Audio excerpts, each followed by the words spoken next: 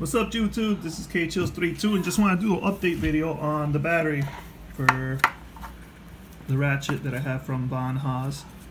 It came apart fairly easy. All you got to do is take the sticker from down here, peel it off, and undo some Phillips screws, and it slides off.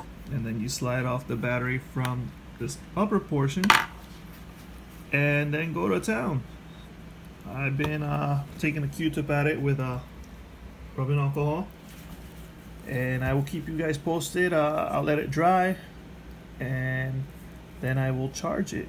And if it works, then great.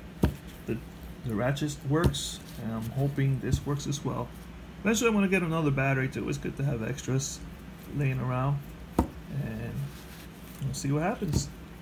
Thank you for watching. Like I said, if you like the content, hit the like button. If you want to subscribe, go ahead. If you want to hit the dislikes, up to you. But I appreciate you guys watching this, and have a great evening.